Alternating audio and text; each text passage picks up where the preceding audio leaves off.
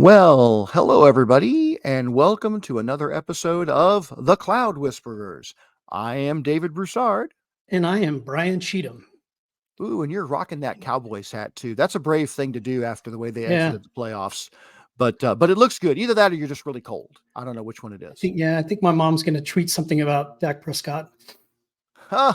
Well, there's lots of family members tweeting about Dak Prescott lately. I mean, his brother and Micah's brother and everybody's brother and mother is getting into saying trade my relative out of the Cowboys. But Yeah, I guess we'll see what happens. But I'm in seriously, Brian. Dallas. Oh yeah. Well, when you set your expectations to be way up here and Yep. you come in way down here, that kind of stuff is gonna happen. But we'll see where things happen. I mean, look, we're basically we're gonna just basically roll the dice and say we just had a really bad RNG this season, and we're gonna see if the exact same thing works better next year, right? Yeah. Because that's not the definition of insanity. Doing the same thing and expecting different And results, so right? goes being a Cowboys fan all your And life. so goes, yes. I mean, well, I should say maybe in the post Jimmy Yeah. Jera era, right? Because prior to that, I mean, the Cowboys set high expectations and achieved them. Yeah. And then lo and behold, now the Cowboys set high expectations and don't achieve them. But every year, Jerry convinces us all that this is going to be the year and everything is going to be great. And we all believe him. If you're a Cowboys fan, you're like, oh, wait, yes, this is going to be the year. And then it all goes to heck. So, we'll use that term instead of the term I would like to use, but this is a family friendly podcast. Yep. So Brian, what have you been up to lately other than, Well, NFL. commiserating about the Cowboys? Yes. The Yeah. NFL. Yes. Well, I am excited about seeing the championships and all that in the Super Bowl. I always look forward to this time of year. That's that's the one thing that I do outside of work is watch NFL games. So I always have that time on Sunday. It's like, okay, between 12 and like 6, sometimes on Sunday or on Sunday nights too. And then sometimes on Uh-huh. Thursdays, just consider me to be, busy, to only Okay. disturb Man, in case of emergency. But yeah, I mean, that's basically what we've been doing. I don't think you and I've really talked or done a podcast since the turn of the new year. I mean, this New Year's was really quiet, really quiet at the house. And yeah. we didn't even crack any fireworks, man. We all just kind of stayed inside, and you can really just, no matter where you live in San Antonio, especially if you're downtown, you can Mm-hmm. just walk outside or whatever and catch fireworks going off all around you. Yeah, I slept through the new year. I fell asleep around 10:15 or so, and I know my daughter came in at midnight and said Happy New Year to everybody, and my wife was like, "Yeah," and they looked over at me, and I just pretended to be asleep. I kind of sort of woke up, and I heard him say it, and I was just like, "I'm not even going to move. yeah. I'm too tired." Well, the dogs are scared of it too, so they're like crawling into bed They with you. can It's be. like, okay. They can be. Yeah. So how Although about to you, be David? although to be honest with you, the dogs are much more scared of the thunder and lightning we had last night, Oh yeah. than Yep. they were the fireworks. So, Yep. Yep. So do our dogs. This week the Oscar nominations came out, and as you know, my wife and I are huge Oscar aficionados. And so she has determined that we have 17 movies we need to watch between now and the actual date. She's like, we don't bother with the shorts, and we don't bother with the uh yeah, the documentaries are kind of, she's not a big documentary fan. But when it comes to the major categories, best picture and actor and actress and Yeah. supporting actor and actress and uh, screenwriting and that kind of stuff, we'll try to catch as many of those as we can. And so she says we have 17 movies we have to watch this year. And we've seen, I guess, the rest of them at this point in time, and that'll be fun. So Yeah. I'm looking forward to it. I do tend to enjoy watching the Oscar movies. There are usually some big duds in there, Yeah. like the one that I always like to reference is The Phantom Thread, which was a hideously bad movie in my opinion. Um, that I think Daniel Day-Lewis got a Best Actor nomination for, and after watching that, I said, "I think the Academy of Arts and Sciences Motion Pictures owes me my time back, because that my life I will never get back, and it was hideously bad." But, we'll see. We'll see. Yeah. Well, All right. good. Anyway, Yeah. let's get into our topic for today. And so this episode is, by the way, episode 46 now, and we're calling it Looping in the Cloud Whisperers, because today we're going to talk about a topic that we actually, I was looking back over our things we actually haven't talked about Yeah. before, We haven't. which is Microsoft Loop. Yeah. And it's one of those, solutions that I haven't really done much with, and you mentioned it Mhm. earlier. Most I'm just people thinking, haven't. yeah. And it's crazy because you think about all of these solutions you have and Microsoft 365 apps, Word, Excel, PowerPoint. We've got Microsoft Teams, we got Yep. Planner, or I guess it's Task by Planner, and then it's going to go back to Planner. I don't know what they're going to call it next week. But I Yep. hear there's cool stuff coming. Power Yep. Automate, Power Apps. So I'm just kind Yep. of like, what is Microsoft Loop, Well, not to and mention how's it different Microsoft from Forms these and solutions? Microsoft Yep, Stream and all of these things, bookings, which we've talked about in the past, yep, right? There, people tend to focus in on Microsoft 365 and they think of it as the Office apps, right? Down on yep, their machine. I got to get my hand where you can see my fingers that are coming up, right? It's the one downside to using a virtual background, right? Is I get my hand out of here and it just disappears, right? yeah. But yeah, Put it in the forefront. getting they think of it primarily as the Office apps, Word, PowerPoint, Excel, that kind of Yep, stuff. They think of it as email, right? My Microsoft Exchange, so Outlook, right? They think about it as Microsoft Teams, right? But really that's for meetings and yeah, IM. They sometimes think of Teams as Teams workspaces, right? yeah, And I think of it as SharePoint and OneDrive, maybe, right? Just kind of depends on where things are. Okay. yeah. So, and I don't know if you can hear the dog barking in the background. He's evidently they're very evidently upset He's about something in the front he's yard, a squirrel or he's something. he's very excited about Microsoft Loop, David. He wants to He hear is you talk very about he is excited about Microsoft Loop, but I suspect that Bruce or Joker have no idea what Microsoft Loop is. So maybe we should start there and just Yeah, kind of say, well, what is Microsoft Loop? And one of our guests on our podcast a long time ago was a fellow by the name of David Warner. And David Warner was actually, he was part of the team of people who went up to Microsoft when they debuted this technology that they had created. And I'll admit that when he went up there, it went up to Redmond and did like a dev kitchen, and they did a whole hackathon on what you could do with this technology. And David actually won a prize. He had won the best implementation of this, right? oh wow, I remember talking to him afterwards, going, but what the heck is this thing? I mean, why would I care? He's like, well, it's what's happening is that it's giving you an ability to have a component, right, which can be surfaced in a web page or something else, that is automatically syncing its content with anybody else that has that component open at the same time. And I was like, well, you mean like co-authoring yeah, in co-author, Microsoft Word? And he's like, well, kind of, sort of, but not really, in that you're not tied to a Word document or an Excel workbook, right? And I'm like, but okay, but you can create like a table and you can put some text out there. I mean, isn't that what we're doing in Word? And how is this actually yeah, different? And it took a little while. Microsoft launched it, got it out there.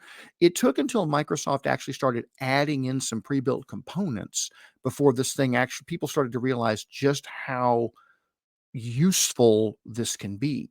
And I know some of my coworkers and I in the past we'd tried creating a loop component, like we created a table, put some information in the table, and we're like, okay, great. Now, how do I get that into like an Excel workbook? We're like, yeah, I can't just cut and paste and export it and stuff like that. Um, but what it did start to do was it started to bring up this idea that I could send an email and add a table to it, right? I yeah, could inside of a Teams conversation, open up that same table, right? Or create a paragraph and share that information with somebody else. And what was neat about it was it's taking care of all of the permissions behind the scenes by who's being involved in the conversation. I can then share it with other people as well. I can get a link to that loop component and send it to them. It started to become more useful to me when I discovered that you could go to loop.microsoft.com, right? And when Yeah. you went to loop.microsoft.com, suddenly you had a place and a place where you could actually go out and and actually find all of your loop components and pull them back up again. But in the end, what it boils down to is it is a way for us to work on content, okay, that is, I'll call it in a almost in a proto state, right? Where I'm not tied to a Word document. I'm not tied to an email or a Teams conversation, right? Or I can planner plan or yeah. or a plan or any of that stuff. I Yeah. can mix all of those things together and start to use them. And one of the things I like about it is they added this concept of workspaces. Yeah. Now, That's what I was going to ask you. before, Like, how does this yeah, tie together? How do you put a security framework around? Is it the workspace that you put everything into? How does that work? well, so each loop component that you Okay. create, okay, can have its own security context. Okay. So I could be in, for example, an email. And I could say I want to add a loop component. So if you're in Outlook, up in the menu, there's a place where it says add loop component, and you can add a loop component, and you can choose it to be a paragraph, or you can choose it to be a table or a list or anything like that. And I can go and put that together, and then I can email it to somebody, and just by me emailing it to somebody else, the people involved in the email thread are now brought into the loop conversation. Okay. Yeah. Same thing in a Teams chat. I can be in a Teams one-on-one chat or group chat, and I can create a loop component, and Yeah. That's everybody pretty who's cool. a member are going to automatically, with that loop component, are going to be able to go out and view it. Now, I can also go to that loop component and say, hey, I'd like to share it with the entire organization, or I'd like to share it with additional people. In other words, I have that same kind of sharing level like we're familiar with in, say, SharePoint, right? Yeah. So in SharePoint, I could share it with existing people, I could share it with specific people, I can share it with the whole organization. And here's one of the cool things I discovered about this, right? Loop is built on top of SharePoint Embedded. So you may have heard SharePoint Embedded was been talked about recently from Microsoft, and you're kind of like, what the heck is SharePoint Embedded? And SharePoint Embedded is, imagine taking the whole SharePoint ecosystem and exposing it as a series of services that your application can consume. Now, Yeah. SharePoint Embedded is actually just a renaming of a prior tool that was out there, right? Which is what they built Loop on top of. But that's what's cool is now you can write your own applications, and you can take advantage of things like co-authoring and Yeah. permissions notification and all of this stuff that you want to build into your application. And that's what Microsoft has done with Microsoft Loop is they built a little application around it. Now, you mentioned something earlier, Brian, which was workspaces, right? Yep. So components in and of themselves have got their own security component around them. Okay. But I can also group components together into what's called a workspace. So I can take multiple loop components, whether it's a table or a page or anything like that, and I can group them into what's called a workspace. And that workspace can be a whole bunch of different loop components that Yeah. I then can treat as a unit when it comes to doing things like sharing them and Yeah. handling security around it. And so one It's example like a that I've group been of components, basically. Yeah. it's exactly right. And so you Yeah. kind of think of it as if I can create a page which is a loop component, right? And on that page, I can drop tables and I can drop paragraphs and I can drop all kinds of different pieces of information. Suddenly I can have a pretty complex document, right? And that document could have task lists and it could have an issues tracker and it could have all of these different things that are built and tracked inside of this page. But I could now, if I wanted to, I could have multiple pages about different aspects of the same project. So one of the things I'm doing right now is we're running a project. It happens to have 3 separate work orders on it. And what Yeah. I'm doing is I've created a loop component for each work order. And each work order page then gets a component that says, hey, what's the goal of this work order? Who's the team that's working on it? So we know who they Yeah. are, Very cool. I can mention them so they get shared into it. I can say how many hours they're supposed to be working against this particular work order. And so I've got this ability to go ahead and kind of track this and organize us, and we can all work on it together. But I haven't had to create a project plan. I haven't had to create a planner. I haven't had to create any Yeah. other kind of documentation. And then I can take that and I can embed pieces of it into an email, into a Teams conversation, whatever that happens to be, Yeah. like Yeah. So that. the starting point then is you go to loop.microsoft.com, right? And That's that's how you, one starting point for it. okay, that's That's one one starting starting point. point. Right. Right. Okay. In So fact, that's how you access loop. most, Yeah. yeah, most people, to be honest with you, if you think about what's going to actually happen, they're going to go to a chat, right?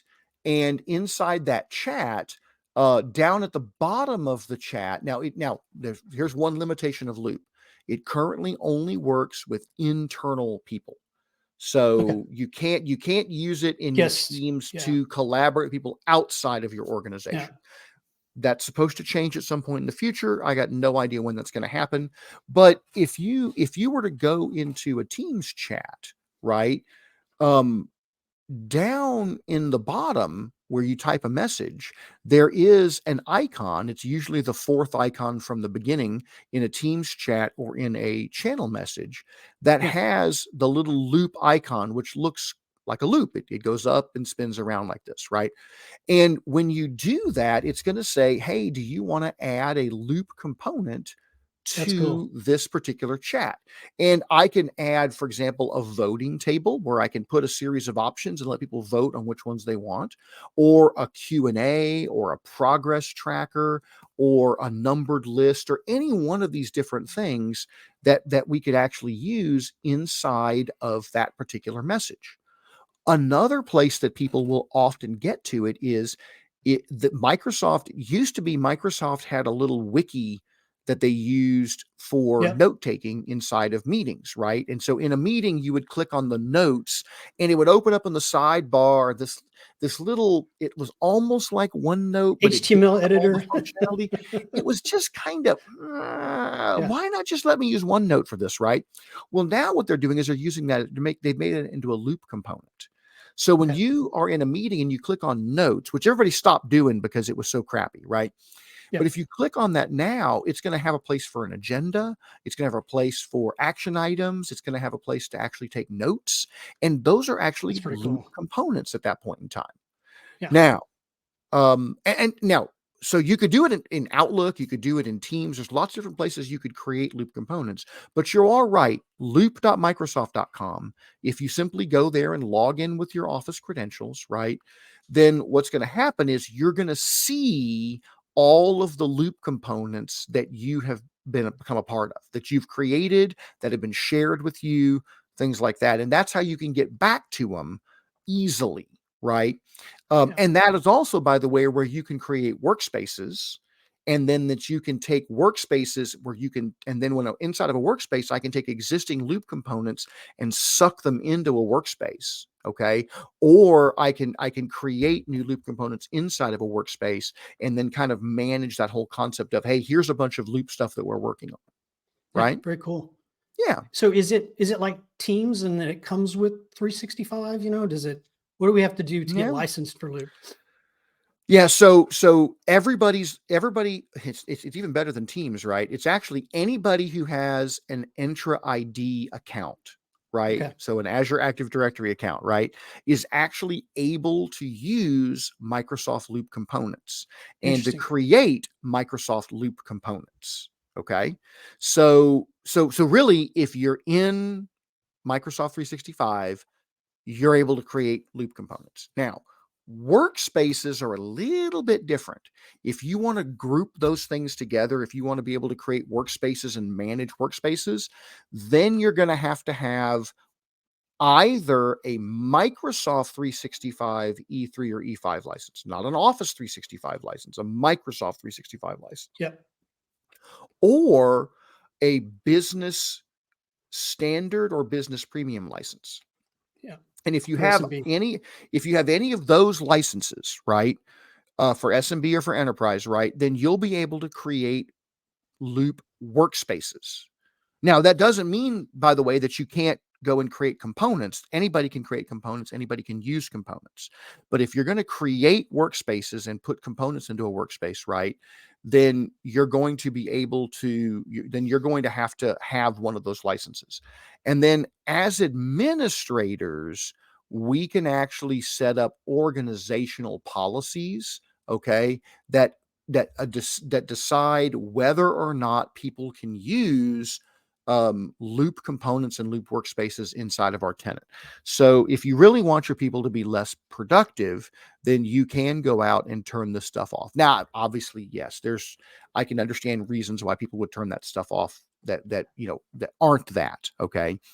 But it does create files in SharePoint embedded, and if you don't want that happening, you can simply go out to your home org settings services loop, and then simply say, "Hey, I don't want people to create these ones, or I don't want it using it at all." So there's certainly some stuff that you can do Way to inside turn of it there off. as Yeah. well. Yeah. If they don't know what So that fourth button is, right? Am I even going to use that fourth yeah, I button? mean, well, I mean, honestly, most people don't even pay attention to that stuff anyway. I mean, Yeah. maybe they put a Giphy in something, maybe they put a sticker or something, but for the most part, people type and hit enter, and they're on their way, right? Yeah. And that's one of the things, by the way, is a very important aspect of this, right? Is you know, um, a lot of the stuff gets dropped out there. And so you alluded to this earlier, Brian, in talking about there's all these features out there, right? But how many people are actually using, say, Microsoft Forms, right? Yeah. They go, I need to take a survey of my people. Let me go set up a Survey Monkey, Yeah. Survey Monkey. right? Yeah. It's always where And people and you're go. like and Yeah. you're like, well, you could do that, right? But wouldn't it be nicer if I could do one that's internal, that I could restrict down to making sure that Yeah. only people who are internal can take it, and only they can only take it one time, right? That ability to do some of that stuff. Now, can SurveyMonkey do other things? Yeah, it can. Can Microsoft Forms poll anonymously and be used externally? Of course it can. Yeah. Is one better than the other? That's an open question, right? Um, but Try but the forms first, point, right? yeah, You get well, it but as yeah, part of but the that's license. just it, right? Is it's free, right? It's Yeah. included in your licensing, right? Yes, Yeah. SurveyMonkey is also free as long as you're 10 questions or less, right? Or that's what it used to Yeah. be. I haven't looked recently. But the point is that, maybe you're not using that extra functionality, right? Maybe you could actually go ahead and use and retire some of these third-party tools, because what you're using them for is actually, you've already gotten owned. We see the same thing all the time, by the way, on the EMS side of the house, right? People will have firewalls, people will have DLP engines, people will have virus and malware checkers, and um, detonation detonation for links and for Yeah. attachments, right? For malicious links Yeah. and attachments, right? Yeah. And Safe attachment, safe yeah, links. Yeah. exactly. And you think about it, all that stuff is actually inside of Microsoft 365. If you've got Yeah. M365 E3 or E5 licenses, you've got a lot of that stuff already. Yeah. Yeah. So, All the zero trust type of components, that methodology, Microsoft oh provides a yeah, lot of that. yeah. Business Premium is a Eh, good example of that, which we use a lot with our customers. And mhm. it's nice to know that Loop comes with, especially Loop workspaces now. You can Yes. use those. It's Yeah, great, and good so stuff. it's a great way to go out, and like I said, one of the things you can do is, you until you actually use it, you won't really get it, right? But Yeah, once you start using it, okay, and you go into there's an ideas link, right, that has gives you some yeah, ideas on how to do things. Go into those kind of things and see what people have created. That Microsoft has created as kind of templates and the like, and you can kind of go, oh, this is a pretty interesting idea. I could do something like this as well, right? yeah. Um, Very and cool and stuff. that would Yeah, and then try it. Try using it. And what you'll often discover is that you can actually be you can be very successful in using these. I started using it for this one project because we were in a meeting and I was like, well, I just got to track these. I got to track these issues. So I created a loop component and started tracking it in the table. And afterwards we were like, oh, how are we gonna I don't want to have to go back to that conversation all the time in that meeting. Yeah. So I was going to show people how to get to it from, um, uh, and then I said, oh, I found a workspace. And here's the thing, right? Inside of Microsoft Teams, right? We have a Teams channel that we do delivery in. I added a tab to that channel, and I took the link for the Teams workspace, and I just simply added it to the channel. And so Oh, that's cool. now you go into that channel and you click on the tab, and there's the workspace. There's the loop workspace. It's right there embedded in Teams, right? And Yeah, so now that's pretty people cool. don't even have to go to a different application. They're just right there inside of Teams, which is really Yeah, neat. that's cool stuff. Yeah. Yeah, see the different things that we can use inside of Teams, right? And Oh I love the yeah. way Yeah. you broke this down because it's easier to understand, especially with the concept of the workspace, and having all those things grouped together. And it's good to know that the people that I normally work with, business standards and business premiums, Yeah. mainly business premium, they get that workspace as part of it as well. Yeah, Good and stuff. even if they just have the business have the what is the one below business standard, Business business basic. Yeah. basic. Yeah, even business basic people, right, can Yeah. still create loop components, Yeah. right? They Makes just they sense. just can't create the workspaces. Yeah. So there's an awful lot of functionality out there that's actually really pretty cool. So Yeah. The yeah, administrative side of the house, the infrastructure background that I come from, we like those groupings and being able to apply security to a group and things like yeah, that. So yeah. Well, and that's an important aspect of everything that we have to do, right? If you think about it, okay. yeah. Um, you know, if this stuff isn't secure, then people shouldn't be using it. And that's one thing Yeah. that I actually really like about, Microsoft's zero trust concept. And, Microsoft likes to say that they're mobile first and cloud first, right? Yeah. But they're increasingly becoming security first. If you look at what Microsoft is doing in M365, security is embedded in what they do because the identity of who the person is the most important control plane that we have. And Yeah. so you've got conditional access, and you could use conditional access to prevent somebody from getting to a loop component, right? If they're logging in from a risky location or something like that, or a risky Yep. device. Wrappers So around the identity, wrappers around devices, wrappers around applications. So it's yeah. those layers. It's a multi-layered approach to security. Yeah. And I like it and too. always Do a and lot with it. always assume that the person who's logging in isn't who they say they are until you can Yep. validate it, right? So Yep. multi-factor authentication, making sure that you know IP ranges are coming from, that you know the risk profile of what and what they're trying to do.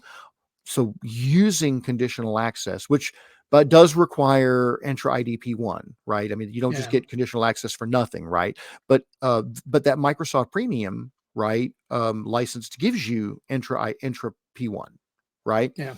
So the minute you're at that level, you now have got that ability to enforce conditional access, and you should be enforcing conditional access. And by the way, when I talk about this, I know this is somewhat of a tangent, right? But I think it's important to say, at the very least, set up a conditional access policy that for your admins, right?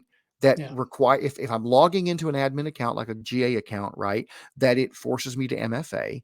And then the second one that I often recommend people to do is look, if you've got a corporate network, okay, and you need to set that up, then great, you know the IP address is coming from. If somebody's not logging in from the corporate network, then have them do an MFA. If Yeah. they're on the corporate network, Require a maybe you trusted can, device, right? Yeah. yeah, Yep. yeah, exactly.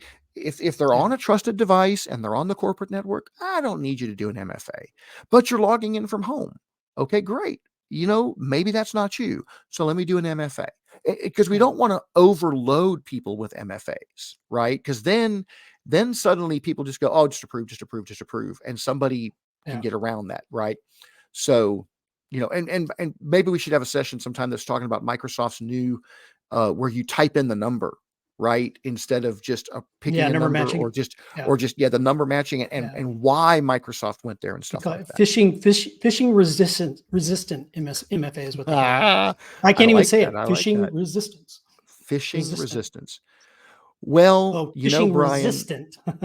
phishing I feel resistant. like There we go.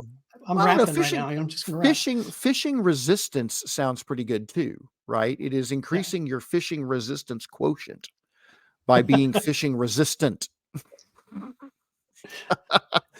I I'm wonder, gonna I'll update the Microsoft Docs for that. now I have to wonder if the band Fish actually uses phishing resistance as part of their Microsoft 365 tenant, right? I don't have a drum or a cymbal, David. Sorry. Well, Brian, we have come to that point of the episode once again. What is that? What is that point again, Brian? Do you remember? One last thing. That is exactly right. One last One thing. last thing. One last And mini things, like we say. yeah, there you go. And so you actually had the one last thing that you wanted us to talk about this time. So why don't you broach our subject? Yeah.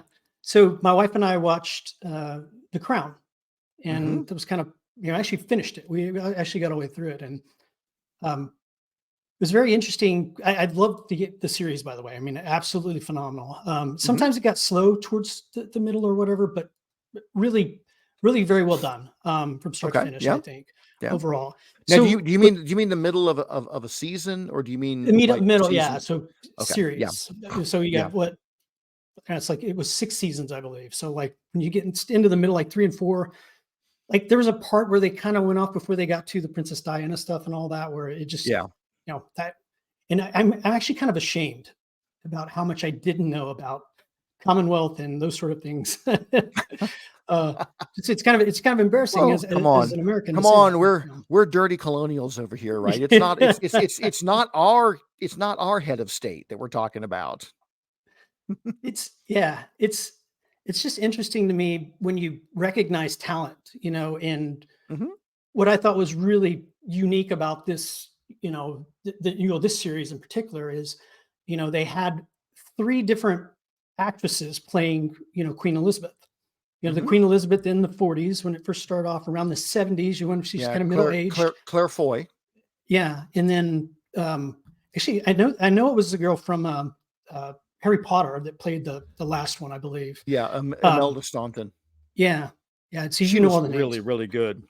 Yeah, no, they all were. And what's amazing is how their mannerisms, how they mimicked the character they were portraying, the real life person that they were portraying.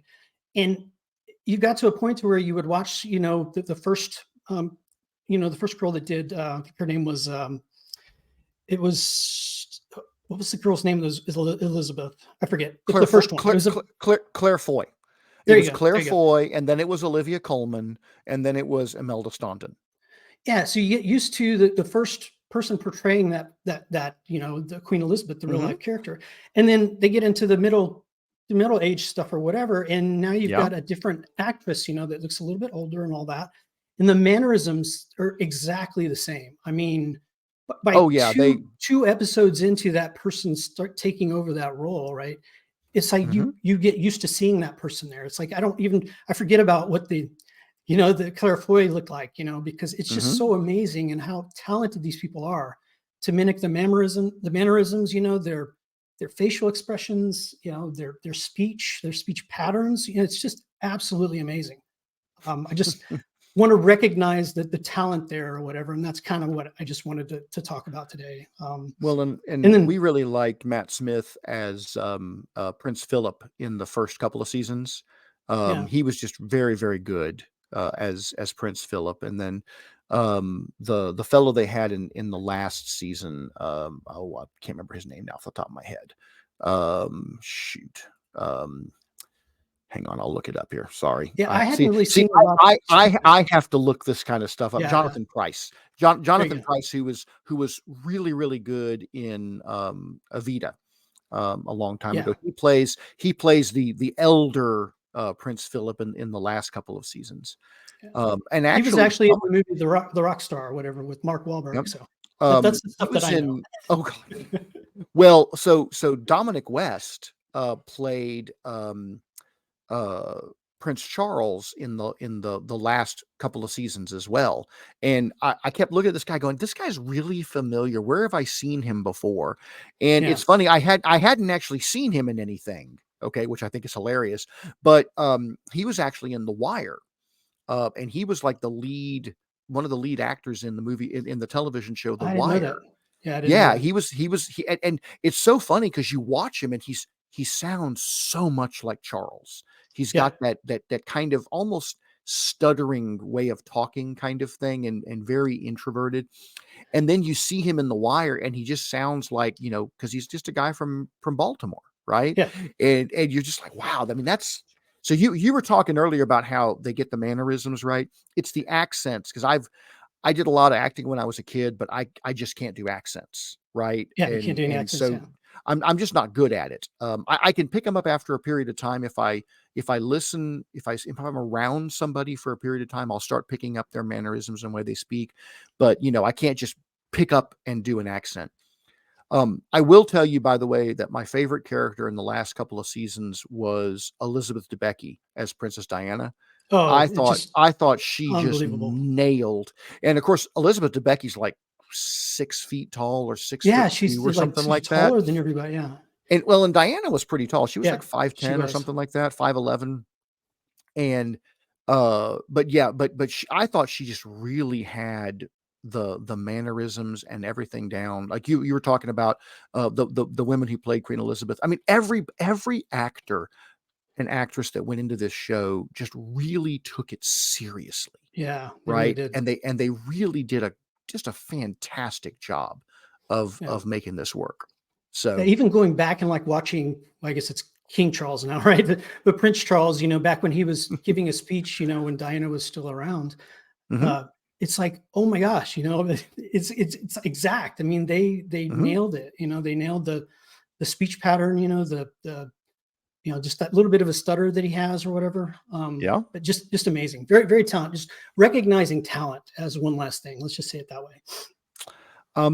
I can agree with that, and then I think it's also, and of course, obviously, a lot of these people were people who there was an awful lot of video about them, right? Yeah, Um, and so you had a chance to actually watch them. But I will tell you, just to reference a movie, by the way, if you haven't seen the movie about Winston Churchill, I think it's called Darkest Hour. Let me see real quick here. Uh, Lithgow was just I mean, Oh, wow. yeah. Well, yeah, yeah, I but like I mean, said, if you watch, but you know that it's Lithgow, right? So yeah. you need to do is get a chance, watch Darkest Hour, okay? Okay. It's Gary Oldman, and he won the Oscar for best actor, okay? Wow. Okay. And I I'll check it believe out. I believe he won. I believe they won an Oscar for makeup as well, because you would not recognize. I mean, you know what Gary Oldman looks like, but then you see him as Winston Churchill, and he's Winston Churchill. Yeah. And Gary Oldman is one of those actors that gets completely engrossed in the part, and is the character.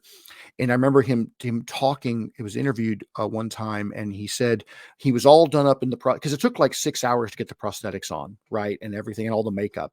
Yeah. And he has the cigar, and he's dressed up, and they filmed it in the actual bunker where this all took place in World War II, which also led authenticity to this. And it's very narrow hallways, right? And so the crew were a lot of the extras, and so they were wearing period costumes a lot of times, so they could be in scenes, and people just walking up and down the halls and stuff like that. Yeah. And at one point, he got a note, said, "Hey, the director wants to come talk to you about something." And he says he came out of his little room, and he starts walking down the hallway, and everybody just got up against the wall, right? And the men all were all standing at attention, and the women would go by and they would curtsy as he walked by. And he was just like, they thought I was Winston Churchill, kind of thing. And it was just like, wow, that's so Yeah. cool. That's pretty impressive. So, yeah, I would highly recommend that movie, if you get a chance to watch that. It was a very good movie historically, but but Yeah. but Gary Oldman was just amazing, That's in that that's cool movie. stuff. Yeah, yeah. All righty. Well, as we come to the end of yet another episode, maybe a shorter one than our last couple that have been like an hour. Uh, We like we to, want to. Well, when we have a good topic and a good guest, right? yeah, It takes a little bit more detail to go into it, but we want to remind you guys that you can follow us on YouTube, which is going across the scroller down below. Our channel is the Cloud Whisperers, and then if you would like to listen to the audio podcast, and that's one of the reasons yes, we're on YouTube, but we still do try to keep this a very audio friendly version, so we don't do demos and stuff like that, which yeah, okay. But you can follow us on SoundCloud, which is where we put everything, but also all your on your favorite podcast app, Apple Podcasts, Google Podcasts, Spotify. We're on all of those. You should be able just to go out there and type in the Cloud Whisperers, and you can find us. We would love to have you guys go out and rate us. Give us a rating, give us some feedback. And of course, you can also go to cloudwhisperers.net and check out our blog. And I've been putting show notes up there on that blog, which gives you a breakdown of what's going on in each episode and some links to it and stuff like that. So, that's my spiel, Brian. Anything from you? good stuff as always, David. Good stuff. Always enjoy this. Always. Yeah. And don't forget, you can follow me on Twitter at dbrusa. You can follow Brian at Get Cloud Savvy. We do have a Facebook page. That's the Cloud Whisperers. You can find us there. And then, both Brian and I are on LinkedIn. Happy to connect with you guys on Facebook, on LinkedIn, on Twitter, or X, I guess we have to call it now. Which leads me, I'm on a personal crusade that we should no longer call them tweets. We should now call them zeets. Zeets. Xets, zeets, as I zeeted on Twitter. See, if we're gonna call it X, then we can't call them we can't call them tweets anymore. Zeets. All righty.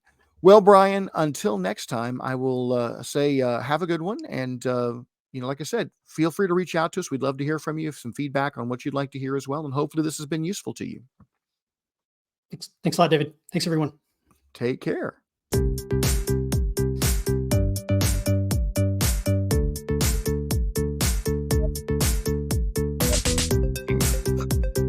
White boy dance. That's about the only kind of dancing I can do because I'm a pretty white boy.